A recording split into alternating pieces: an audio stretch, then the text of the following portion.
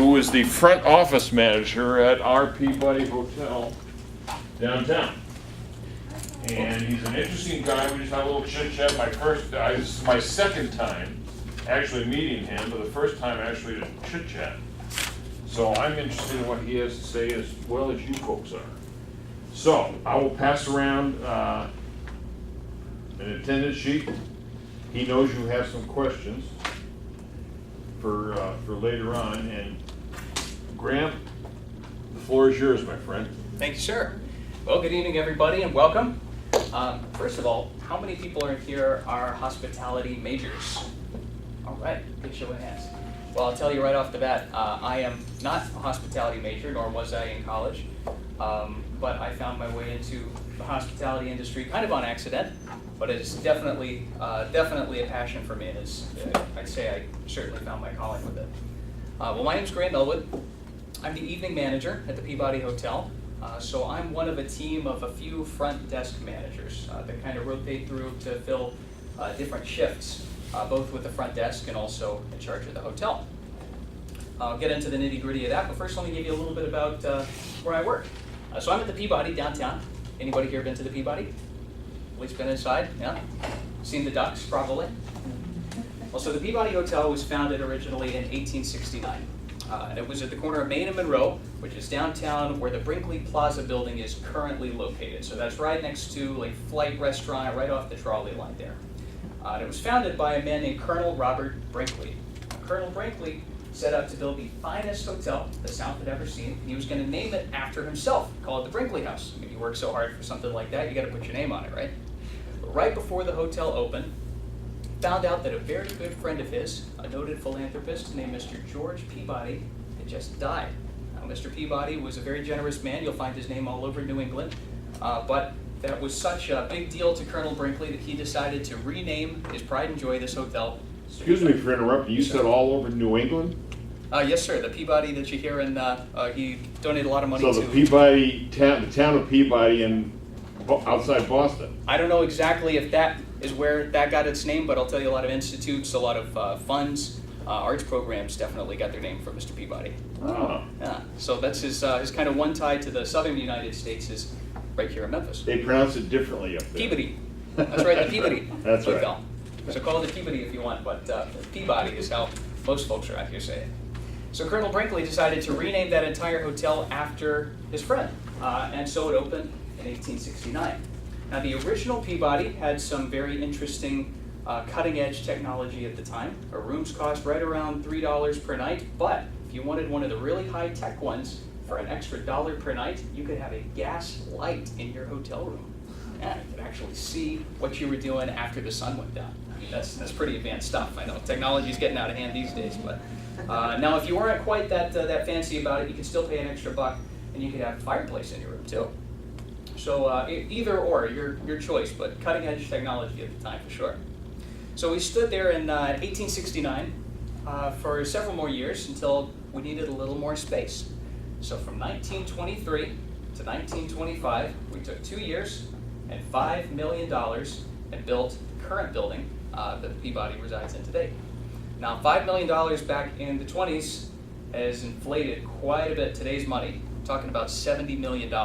If we were going to build it from the ground up. Now, no telling what it would actually cost if we tried to recreate it from scratch like it is today, but that was the equivalent. It was about $70 million in today's money to build the Peabody where it stands now.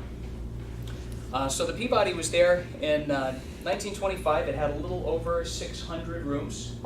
Now, one of the things that was unique by today's standards about the layout of the hotel was that 2 rooms shared a bathroom.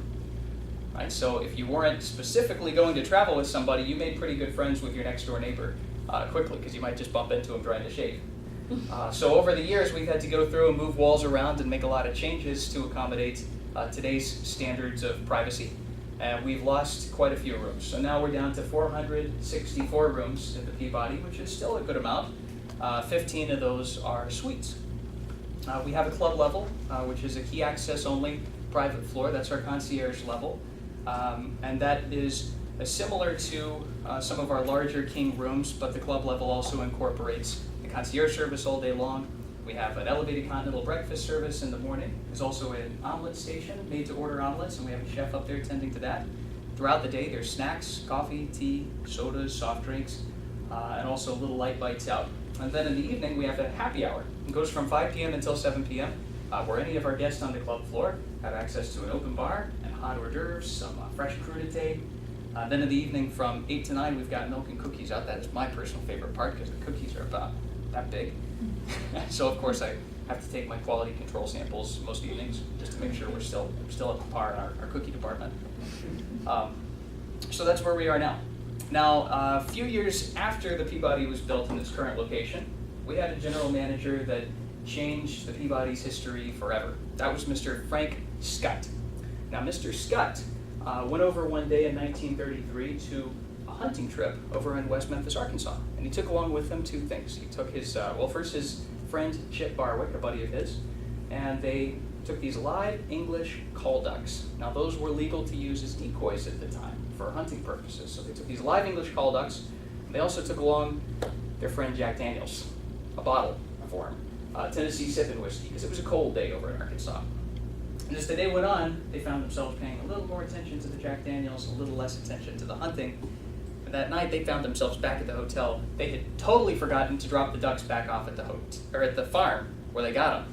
So they had themselves at the hotel with 3 live ducks, wondering what they were going to do with them. So the general manager, Mr. Scott, said, "You know what? I got an idea.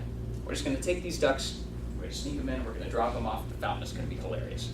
That's exactly what they did. Went upstairs to sleep it off.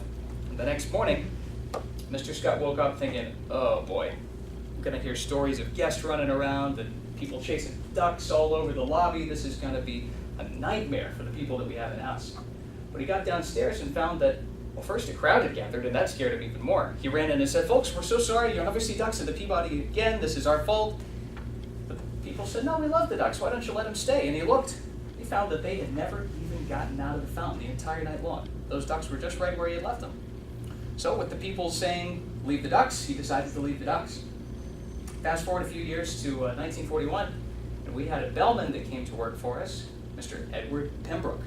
Now, Mr. Pembroke, before he came to work as a bellman, was a former animal trainer for Ringling Brothers and Barnum and Bailey Circus. Mr. Pembroke got bored one day and said to management, "Well, if you'll let me, I think I can train those ducks to march." They said, "Yeah, all right, good luck with that, Ed." But he gave it a try, and it worked perfectly. So for the next 50 years, Mr. Pembroke marched those ducks up a red carpet every morning, right into the fountain in the middle of the lobby, and then he'd march them back out of the lobby to their private elevator, which would escort them up to their, eventually to their palace on the roof, to music no less. And Mr. Pembroke went on to do that with us for about the next 50 years. So what started out as a practical joke turned into now an 85-year tradition. And after Mr. Pembroke being the first duck master, we are only on our 5th full-time duck master in 85 years. So talk about job security. Once somebody gets in that position, they tend to stick. The person that's currently our duck master is Mr. Anthony Petrina, who is a graduate of the Kimmons Wilson School, by the way. So there's another little connection to the Kimmons Wilson School. So that's a little background of how we first got started there. I'll tell you, the Peabody as it stands today has a lot of thanks to give to the Bells family. The Bells family, as you may know, they are corporate real estate. That's the family business. Mr. Philip Bells was in charge of the company back in 1976, and he and his son Jack went to a real estate auction. There were a number of properties up for bidding that day that they were interested in, but one of them came up, the Peabody Hotel. The only other person that was really interested in purchasing the Peabody wanted to demolish it and build a parking garage. Now, Mr. Jack Bells and his wife Marilyn had gotten married and had their wedding reception at the Peabody. So there was a pretty close emotional tie to the structure that could easily just be bought and torn down and make room for something new. So sort of as an impulse buy, they bought the Peabody. Now, can you imagine having to go home to your spouse and explain, we paid a lot of money for a big old building that's dusty and full of mold and needs a lot of work, but I promise it'll be a great fixer-upper. That'd be pretty hard to explain. But they did it.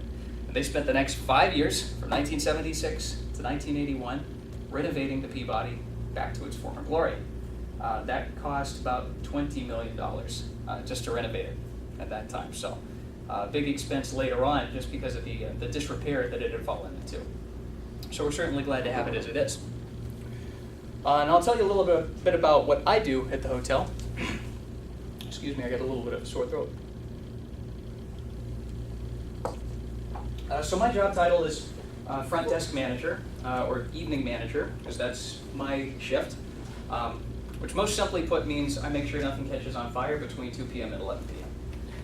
But if it does, it's on me to deal with it. So first of all, front desk is my immediate area of operations.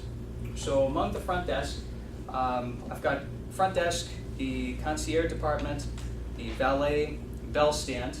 Those are a little more guest services, but with my scope in the front office, those are my immediate areas of operation. So pretty much everything a guest sees from the time they arrive on the property, getting checked in, and escorted up to their room. Before they even visit any of the outlets, front office, that first impression is what I'm responsible for. Among the front desk, some of my job duties include scheduling, because we've got any given moment, around 12 front desk agents. We'll probably have a couple of supervisors on top of that.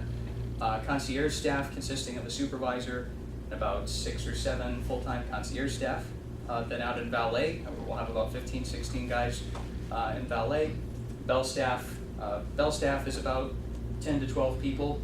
Kind of depends on our staffing needs any given season. Also depends on our occupancy. Because as you know, with the hotel, as occupancy fluctuates, so do our scheduling needs. So we might have all hands on deck one day when we're 100% with turning over almost the entire hotel, 300 guests in, 300 guests out. That'd be a pretty busy day for us. We're going to have everybody available there.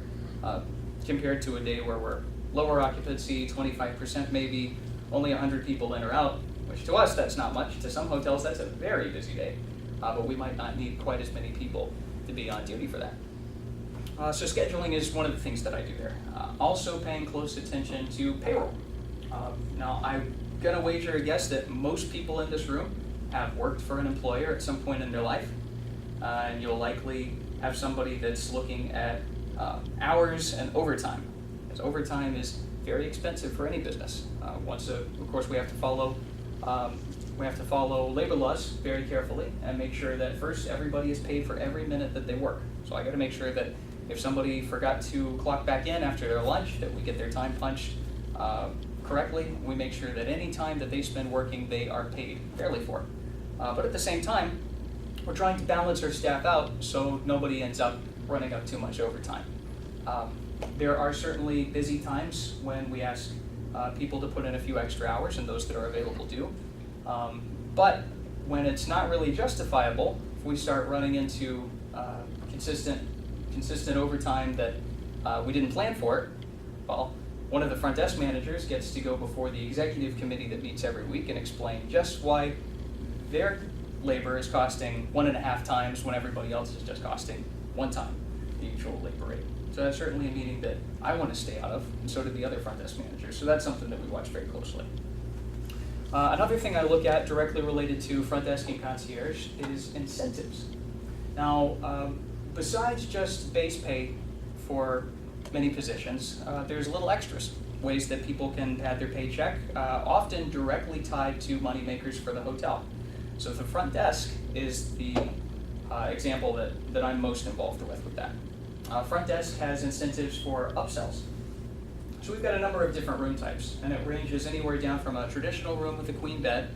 That's going to be smaller square footage, 200 to 300 square feet, somewhere in that range, all the way up to our suites, which can be up to 1,000 square feet or more for a celebrity suite, some of the larger ones. So with our front desk agents, they're looking at the arrivals that we have today, working with the front desk managers. We have a stand-up meeting every day where we'll see who's coming in. What usually happens is that we overbook a bit on the traditional room with the queen bed because nobody gets upset about being upgraded. If you downgrade somebody, that's a big deal, but not a problem at all if we're going to give somebody a bump, complimentary, just because we didn't have enough smaller rooms. But the front desk agents can kind of get out ahead of that with people coming up to us at the desk that might be celebrating a special occasion, or somebody that has, maybe it's their first time at the Peabody. We want to make a really good first impression with them. So it's very likely that if it's your first time, or if it is a honeymoon, a wedding, anniversary, graduation, something that you're celebrating, well, we want to celebrate with you. So it's very likely that you'll end up with a complimentary upgrade, just because we want you to feel like you're getting something a little extra special. We're recognizing that special occasion with you. Front desk agents can also upsell those rooms too, though. Kind of depends on what type of room as to how much that might cost. You could be anything from $35 or $40 for just moving up from a queen bed to a king bed, or there's thousands of dollars for getting into some of the larger suites, like the celebrity suites and the presidential suites. And there's certainly people that are willing to pay them and ask about those sort of upgrades at the front desk. And our front desk agents receive a percentage of every upsell they make. So there's been agents in the past that almost double their paycheck working a 40-hour week, and they're just talking to guests. Everybody that comes up, they're asking those questions. They're saying, oh, why are you in town? Is this your first time here? Don't you think you might want a little extra space? They're aggressively selling the hotel as our product. Another thing they get incentives for is folks that walk in. If someone did not have a reservation made with us, a front desk agent making reservations as they come up to the desk, they'll receive a percentage of that as well. So, upselling is something that's a great tool for the front desk agent because it puts a little money in their pocket. It's great for the hotel because it's extra revenue that we didn't have planned for. We booked a certain number of rooms, but there's a little bonus on top of that. And it works out really well for the guests too, because that guest probably paid a lot less by upgrading when they got to the front desk than they would have if they had said, oh, let me book the suite right off the bat online. Because we're probably going to start off a little bit higher with our online sales or calling into our reservations department. So incentives are another thing that I look at. Now, front desk managers tend to catch a lot of correspondence too from other departments of the hotel that get guest inquiries that they can't necessarily handle. If somebody has a question about their bill, it's very likely that that's going to get kicked up to the front desk.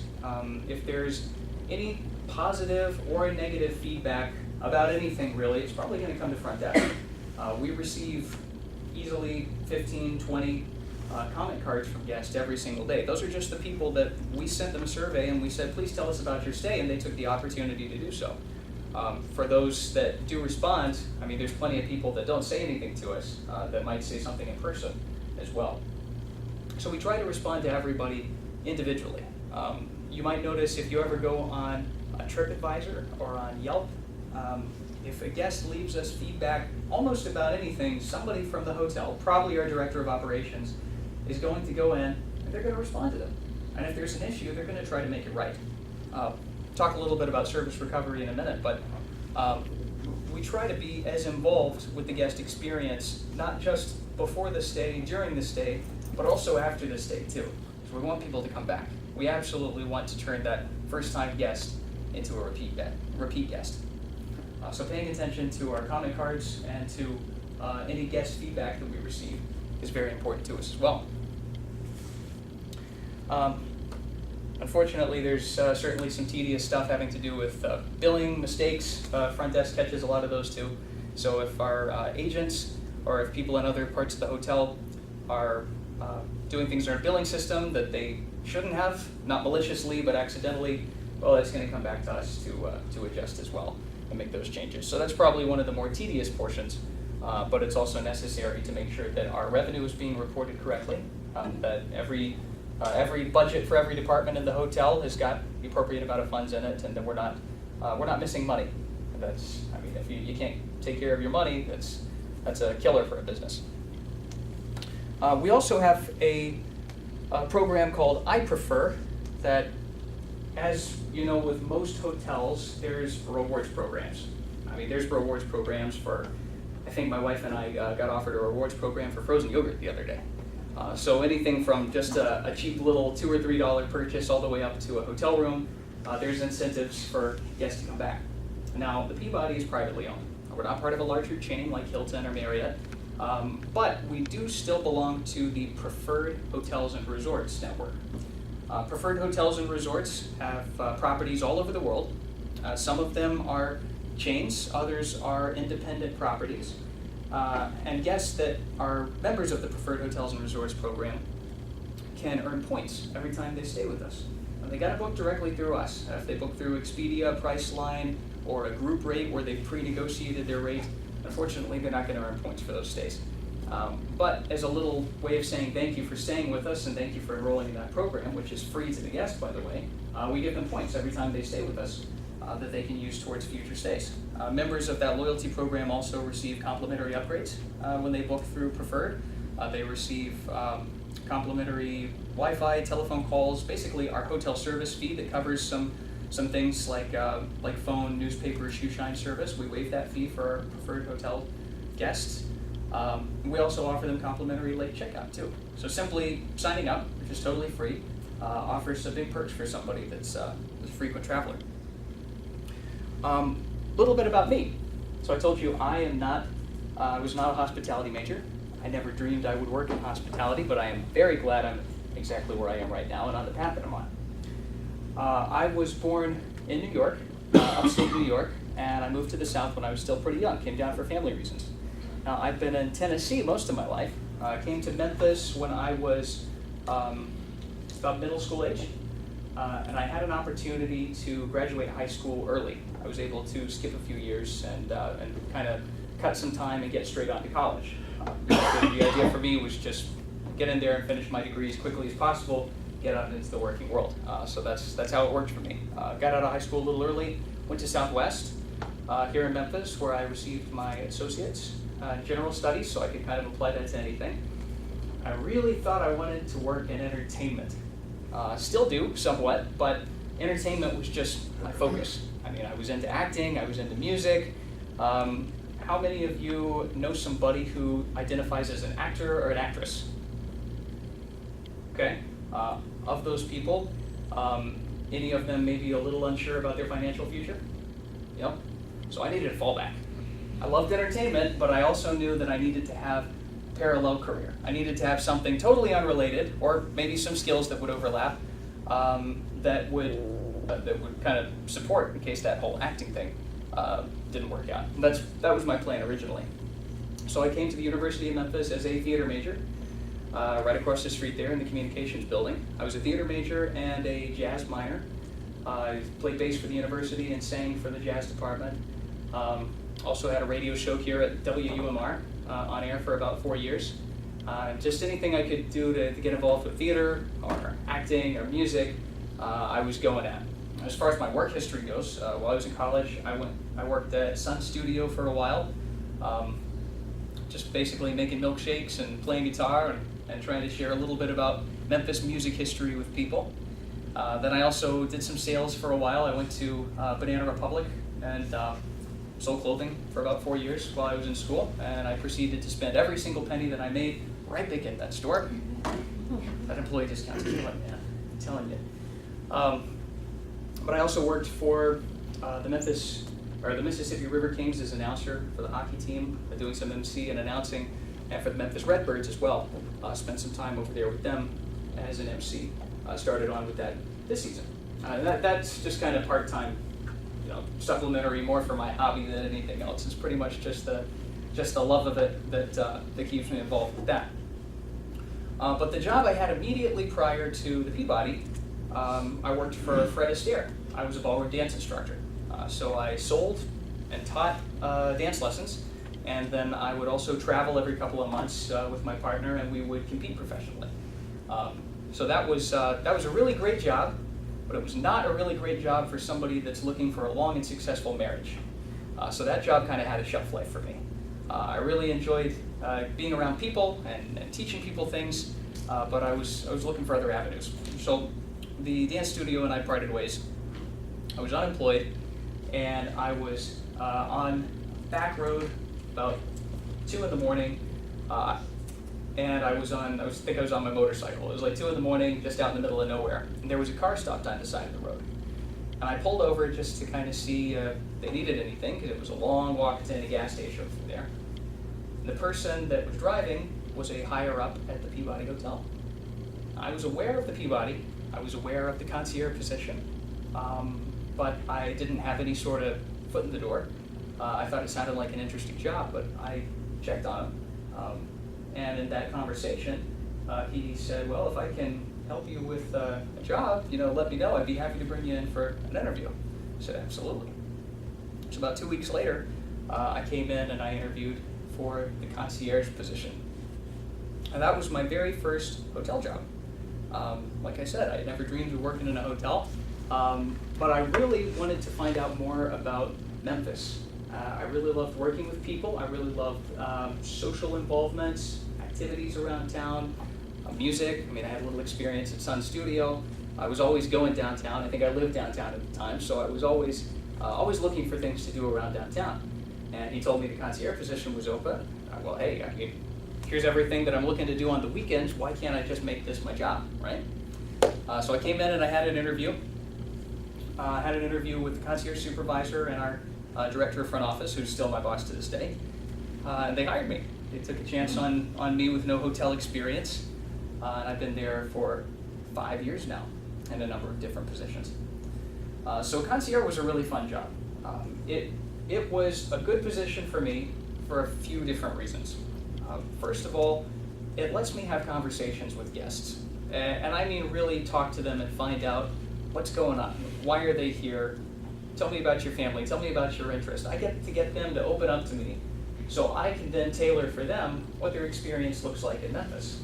Because you can go on Google and you can find out, all right, what's TripAdvisor's 10 most popular restaurants? What's the 10 things I can't miss while I'm in Memphis? But you can't have a conversation with Google. Okay, with Siri you can. But you can't have a conversation with your computer. So the concierge position is still really important. To have somebody that you can come up to, you can have a personal connection with, that you can learn a little bit about them, take some time, and then they can tailor an experience that's unique to you. So that job was very attractive to me for that reason, because I got to deal with people. I got to really find out about why they were here, and I got to share Memphis with them. So all the things that I loved about my city, the tourism, the music, the activities, the restaurants, the people, I got to share that with every single person that came up to the desk. Another reason that it was a really good job for me was because it introduced me to the relationship between different departments in a hotel. A hotel is a really unique business. I mean, I was thinking, my wife and I stopped in at this little coffee shop the other day, and that's all they did. They said they had been there since 1992. And I was thinking, boy, here's the entire scope of this business. Well, we've got a coffee shop this size that's just our little add-on outlet over there near the restaurant. Hotel, you've got your laundry department, you've got your engineering department, you have, in our case, we have Chez Philippe, our 4-star French restaurant, which is, by the way, the only 4-star restaurant in the 4-star French restaurant in the entire world that does not serve duck, for obvious reasons. We also have Capriccio Grill, which is our Italian steakhouse. We've got a deli, where we serve complimentary coffee and tea in the mornings from 6 a.m. to 9 a.m. to our guests. We've also got some lovely selections of pastries that are all made right there in-house. We have fresh sandwiches made up for our guests in the deli too. A number of different outlets there, including our lobby bar, which is a huge piece of business. It's basically like the living room of Memphis. Anybody and everybody that's passing through the Delta is bound to wind up in the lobby of the Peabody at some point.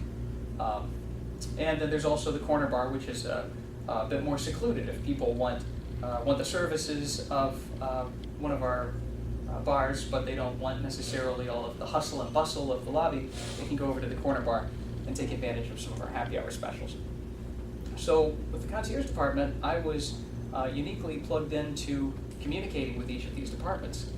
It's sort of like the operator. When someone needs something, they're either going to call the operator, or they'll say, can I talk to the front desk? In our case, we have a dedicated reservations department that answers questions that a front desk might in other hotels. But you also might end up speaking with the concierge.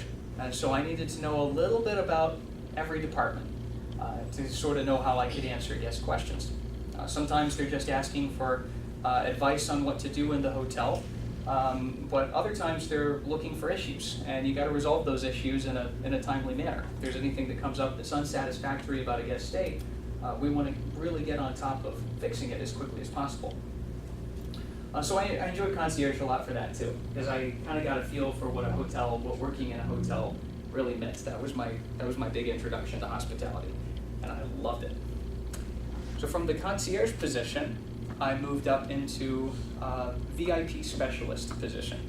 A VIP specialist is the most fun job in the entire hotel. You'll see, I think you'll talk to Mr. Doug Brown, who's our general manager, in a couple of weeks. He will tell you that as well. It is the most fun job in the entire hotel. It's a lot of work, but it's a lot of reward. And what the VIP specialist does is very similar to what a concierge does, except the VIP specialist is pretty much only devoted to the guests that are either celebrities for some reason, they're important to the hotel for some reason, there may be a repeat guest with us, presidents of companies, heads of state. They're really dealing with the cream of the crop of the people that come through. So that position was basically what I was doing at concierge, but now it's much more focused in on start to finish experience with each of these guests. So with the concierge department, I might have a little pre-contact with the guest in the form of an email or a phone call. We'll say, hey, I'm coming in a month, can you give me some dinner recommendations or something like that. But now with the VIP specialist position, we're anticipating these guest needs. We're reaching out to them in advance to say, hey, we see that you are going to be joining us here in the next 3 weeks. How can we assist you by arranging transportation from the airport? What sort of things do you like in your room? What's your favorite flower? What sort of amenities do you like in the evening? What's your favorite nightcap? What time do you expect to arrive? We're trying to really learn about these people before they even get here, so we can have all of their needs met before they even know they need to ask for them. Anticipating guest needs is so important, and that's something that I try to get a little bit better at every day. You know, if you see somebody that may have an issue, if you're putting them in a room where you know, hey, they've got 3 people, those are 2 beds, maybe we can just go ahead and send a rollaway on them. They didn't ask for it, but you went ahead and sent it because you know they're going to need it. They'll call you later and they'll say, boy, how did you know? You know, being able to surprise somebody by meeting their needs before they even know they have that need is a really big deal. So for the VIP specialist position, that broadened my horizons a bit. Still interacting with every department in the hotel, but now I'm focusing in on these guests on a much more one-on-one term. So any given day we'll have anywhere from 2 to 10 VIPs coming in. And people can be VIP for different reasons. The vast majority of what we consider VIPs in the hotel are people that are corporate clients. So people that are maybe meeting planners or CEOs of companies that are bringing large bits of group business to us. A group block is a big chunk of business, you know, where our reservations department might be making one-night reservations for one family all day long. Well, a group block, there's 200 room nights. There's 200 room nights just like that. So that's a big piece of business. And the people that run those companies and the people that are the decision makers for that group that bring those pieces of business to us, those are people that we want to recognize. So even if they don't think they're VIPs to us. So those people are automatically going to go into an upgraded room. They're automatically going to receive turn-down service in the evening. When they check into their room, they will be greeted by a welcome letter personalized from our VIP specialist. They will also have some personalized stationery for their use in-house if they choose to do any correspondence. Most people have emails and cell phones, but you know, it's still a nice touch. Some people use it. They're also going to be greeted personally by the VIP specialist when they first set foot on property. So chances are good, before they even pull up, we know what time they're going to be there, and we've already got people waiting outside in the front drive with that person's room keys in their pocket, ready to escort them up to the front desk, expedite their check-in process, and then escort them personally up to their room. So that person's going to be really well looked after. So corporate VIPs, that's the first most common type of VIPs. The next level, it's not a top to bottom, but the next of the 4 would be returning guests. So people that, well, they might not spend $1,000 a night on a room one time, but you know, they come back every year, twice a year, and stay 3 or 4 nights every time they come back. There's a couple of ladies that I love to use as an example for this type of VIP, because they've been staying with us for 23, 24 years now. They come back every single year, and they stay about 4 times a year. And every time they stay, they book 2 rooms, they stay a week, they're using all the services in the hotel, they're eating in a restaurant, they know almost the entire staff by name and vice versa, so they don't run into any strangers, or if they do, they're always introducing themselves. Those people are VIPs to us, not because they have really high rates while they're here, but just because they've become part of the family. You know, it's even gotten to the point where they'll come in town and they'll ask certain staff members that they've been friends with for 20 years to go to the theater with them or go out to eat with them or something like that. So those kind of relationships are really important as well. Then we also have rate VIPs. And those are people that for their rate alone, we want to make sure we're doing something extra for them. I don't know about you, I don't like to spend a lot of money on hotel rooms. I like for other people to because it's good for my job. But I personally don't like to spend a lot of money on hotel rooms. So for me, you know, $300 or $400 a night, that's a lot of money. And for some of these folks coming in, they're booking suites that are worth thousands of dollars a night. I can't even fathom that in my own life, but there's people that is a very common thing. As a matter of fact, we had a guest come in recently who was booking a celebrity suite with us, which is already a really nice room and a pretty expensive room. And we upgraded that person to the presidential suite, which is another big upgrade on top of the room that that person already had booked. They didn't even notice the difference because they're in a room like that 100 nights out of the year, something like that. But we still want to make sure that we have something extra waiting for them. Flowers in the room, we reach out to their secretary or their travel agent, we find out what kind of snacks they have. We try to find out what their transportation needs are. That's something I mentioned earlier. You know, if someone's paying that much for a room, there's a good chance that we might offer them the use of one of our vehicles to pick them up complimentary from the airport. That's a service that we charge for, but you know, if someone's already taken those steps to invest in our business, we want to kind of go and meet them and do a little extra and say we appreciate you for what you're doing. Another category of VIPs, those are the celebrities. So those are the ones that are pretty much immediately recognizable. You see their name on the list, you know exactly who's coming in. Or I say their name and you can picture it in your head. There's probably 1 or 2 a week that come through. And you don't see them on the news much because, well, it's our job to keep guests' information private. We don't want to share any information that compromises security of a guest, whether it be Mr. Smith who just walked in off the street, or whether it be a head of state that's staying with us. We treat each guest with equal amount of respect. We take each of their security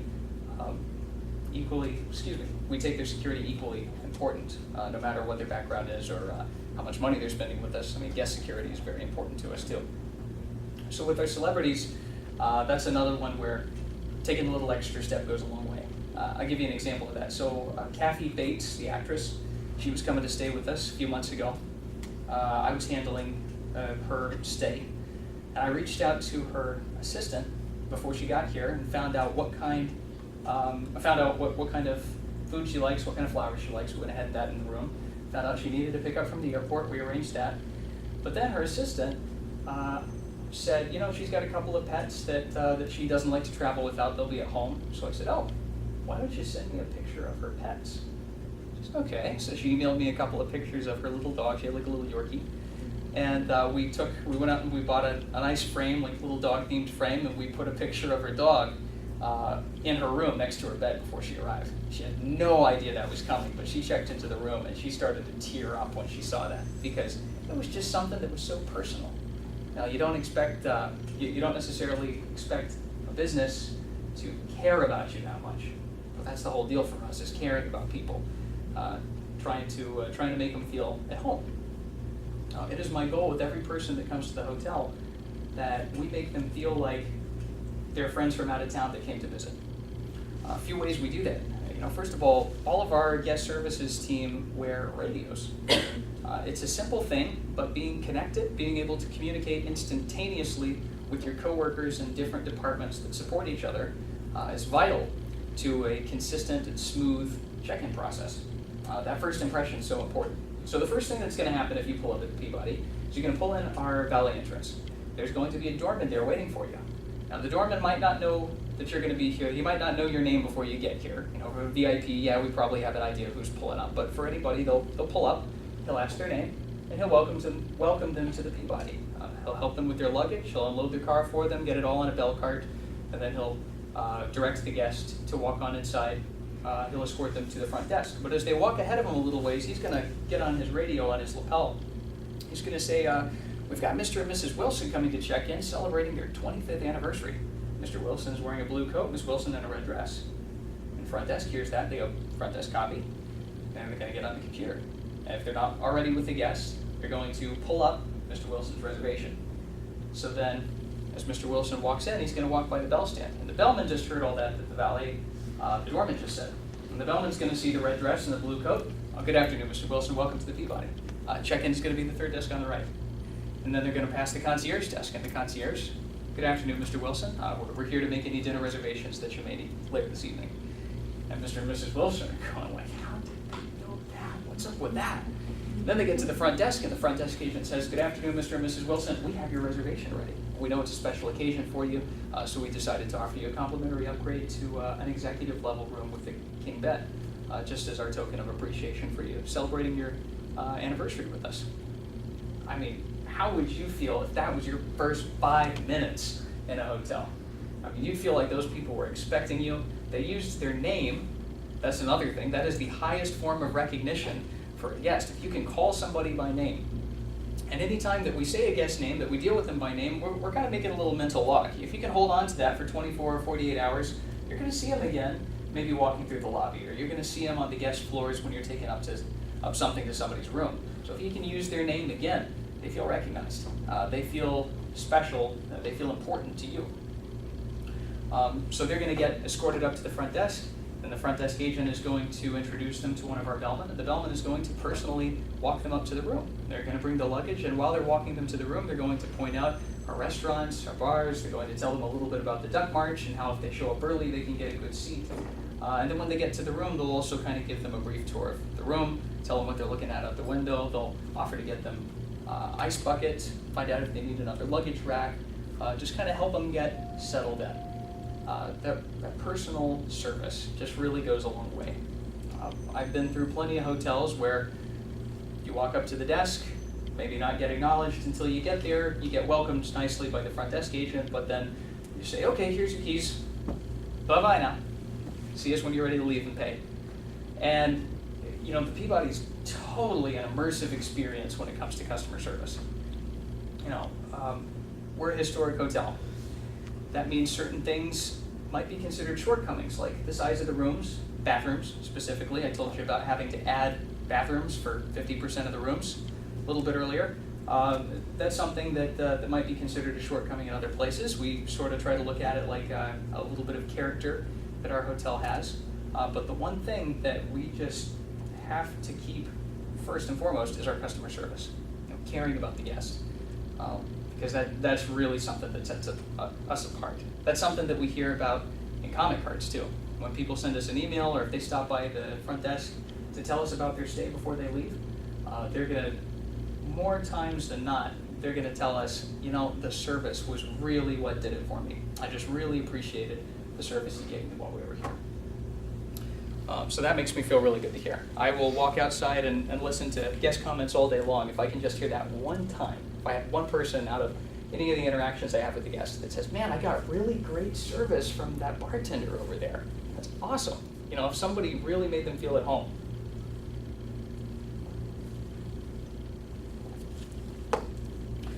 So I got a little off topic there. I was telling you about the VIP specialist position. Now, separately from the VIP specialist position, we have a position of concierge supervisor. So that's somebody that functions just like the concierge does, but is also responsible for training and equipping the concierge team to do their job. They're also working with downtown businesses, restaurants, attractions, to bring in the latest information on everything that's going on and make sure that our concierge team is well informed of what's going on.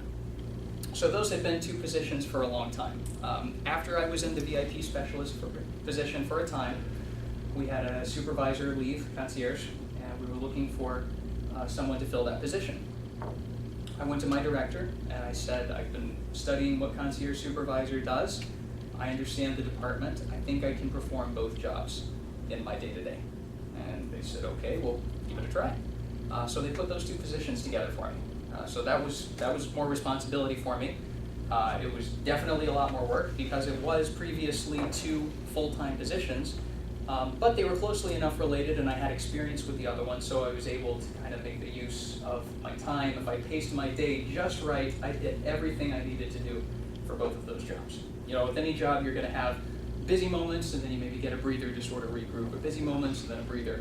So the entire time I had that position, I sort of just had to stair-step those busy moments and work hard while I was there, and certainly wanted to relax when I got off work, but I was very grateful for that extra bit of responsibility. So I had the concierge team and the VIP specialist position together for about a year. Then I had an opportunity to move up to a front desk manager position, which I was interested in, even just as a VIP specialist, but the feedback I got from my director was, well, you probably need a little bit of time managing people, working with a team, before we'd feel comfortable seeing you in a front desk manager position. And that was good feedback, and that's largely why I asked to have the concierge supervisor position incorporated in my daily duties. Because I was thinking about my personal growth, and I was like, all right, I see that shiny position, I see that front desk manager position. I'm interested in it. Well, that's the feedback that I got of what I needed to do to get it. So they were able to meet me halfway on that. I asked for the responsibility, they gave me the responsibility, and I think it worked out pretty well. And when I moved up to the front desk manager position, we tried to keep one person in both of those jobs, VIP and concierge. We had a couple of different people that tried, and it seemed to be a bit much. Guest service was at risk of declining. So for that reason, we separated those positions again.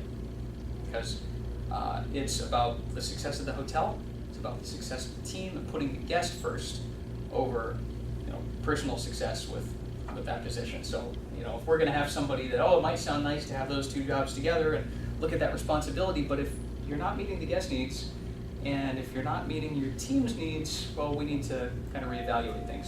So that's something that we've separated again, but now we've got a really fantastic person that is a VIP specialist and a really fantastic person that is a concierge supervisor, and both of those people are putting 100% into what they're doing. So both of those positions are really thriving again, now that we've got some excellent folks in those spots. For me at the front desk, managing my immediate team is uniquely challenging. Now currently we have a very high number of international associates. So several businesses, especially hotels, participate in a J1 visa program. Anybody familiar with J1 program? Heard of it maybe? Okay, a few. Basically, there's a type of visa that allows someone who is more often than not out of college, has already been working in the field for a while, to come over on a sponsored visa to the United States and work for a determined period of time, usually about a year and a half, something like that, in a related industry in the United States. And then they get about a month where they can just kind of travel after that. But they come specifically to work for our company. So if for any reason they choose to sever ties with the company, well then that's the end of that visa program as well, and they return home. And we've incorporated quite a number of J1 visa recipients into our staffing, especially at the front desk, especially in our food and beverage areas too. We've got people from the Philippines, from Ecuador, Peru, China. We've really got them from all over the place coming to work with us, and each of them is bringing a bit of their culture over to the front desk. And that's especially neat when you've got international guests. That one more thing that kind of makes it feel like home. Boy, if you've got somebody that knows enough English to get by with the hotel check-in, but they see somebody at the front desk that speaks their language quite literally, I mean, that's a huge deal for a lot of people. So that's something neat that we've been able to incorporate as well. We've been able to share our operations with somebody that wants to learn, similar to an internship. Somebody wants to learn about how we do things at our property. But then we also get the benefit of learning about their culture and having their talents that they brought over from their home country incorporated into our staff. So that's kind of interesting, working with different cultures and also meeting work-life balance needs with different cultures, being respectful of people's religious considerations, or maybe there's certain job requirements that some people would be comfortable fulfilling, some people might not. Those are unique challenges, and our human resources department does a really good job of steering people in the right direction. Before a front desk manager ever has an interview with an incoming associate, human resources has already had a conversation to kind of find out where that person might be the best fit within our organization. Anything from engineering, housekeeping, front office, food and beverage. There's such a wide variety of positions to be filled. Really, any background, any kind of work experience, there's probably something in a hotel, a full-service hotel like ours, that's going to be kind of familiar to you. How are we doing on time? You got 7 minutes. Oh my goodness. Wow. This is really going by fast. Well, I tell you what, I will put a pin in it there and open up to questions. I apologize, I didn't mean to get that carried away talking. I'm open to any questions. Don't everybody speak at once. Yes, sir. So what would you say your restaurant recommendation would be to a guest then, when you were a VIP specialist? Sure. If you could give them the most, like, I guess, Memphis restaurant, not like, what would your, Well, I'll tell you, first of all, if you're hungry, we have a lovely 4-star French restaurant, Chez Philippe, located right here in the house, and the Capriccio Grill right there, steakhouse. And those are both excellent restaurants at the top of my list. However, if you want to get out and around, fine dining or casual? casual? Casual restaurant, I'm probably going to hit up Central Barbecue, Blue City Cafe, Gus's Fried Chicken. Yeah, those will probably be an easy top 3. Fine dining. Fine dining, Flight is really high up there for me. Took my wife there the night I proposed. She said yes, must have been pretty good food. So Flight's a good one. The Grey Canary, Itabina, and of course in-house. You know, Chez Philippe just has an unparalleled service level. Over the course, you know, a 4-course meal might actually come out to 10 table visits with all these little aperitifs and the amuse-bouche and all the little palate cleansers in between your courses. Any other questions? I know you've got some questions, because you're going to give them to me in a moment. Supposedly everybody has 2. What's the average cost of the 4-star restaurant? Oh, in the Chez Philippe, I believe our 4-course meal for one person begins around $75. No, So it's approachable. It's approachable. You know, a similar restaurant in New York City or San Francisco, you'd be looking at $600 per person, easily. Yes, ma'am. You answered my questions that I prepared, but do you all offer tours for like youth groups for maybe seniors in high school or things of that sort? We certainly do. I'd love to talk to you about that after class. Definitely come and see me, because we've got, we'll certainly work with scheduling a group like that for a tour. Yes, ma'am. What's the most stressful part about being a front desk manager, and how do you deal with it? Most stressful part about being a front desk manager for me, actually the fact that when I'm at work, I'm not just the front desk manager, I'm also the manager on duty of the hotel. So like I said, if anything catches on fire, it's on me. I have to be present for making sure the guests get checked in efficiently. So when a guest issue comes up, if somebody's at the front desk and maybe there's something not set up right on the reservation and it's not something the front desk agent can resolve, having to drop what I'm doing and come to that and then go right back to what I'm doing. Kind of that juggle. That's the most stressful part for me sometimes. There will be nights where, while I try to spend 80% of my time, 75% of my time out walking around the hotel, not back at my desk, there'll be times where I'm at my desk and there's 4 people at any given time. Hey, guess I had a question about this. What do you, okay, answer that question. Then the next thing, oh, someone's on line 1 because they had this issue. Well, you gotta answer it, then you gotta go on to the next. There's literally times where there's 3 people with 3 different questions from different departments of the hotel that need to be answered. And that's more of a manager on duty thing, not just a front desk manager. But kind of that balance. You know, you've got, even just with front desk, if you have 2 guests that each have an equally important issue, you don't want to keep either one of them waiting. Being able to get the information you need to address it quickly and courteously, then move on to the next one. Finding that balance, that's probably the most stressful part. Yes, ma'am? What's the most common question I guess usually asked at front desk? Can you tell me where the restroom is, please?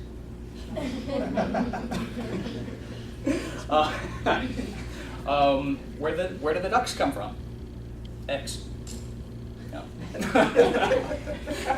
Pretty much questions about hotel layout, when checkout is, is there a password for the Wi-Fi? No, there's not. Where's the best place to sit to watch the duck march? As far as us, those are probably our most common questions. Sure. So say you have experience in another hospitality field, what would you say, how difficult would it be to get a job in the Peabody? Say you have 3 to 4 years experience in hospitality. If you have 3 to 4 years experience, you would be an excellent candidate for a number of positions. also has a lot to do with your personality, where you're a best fit.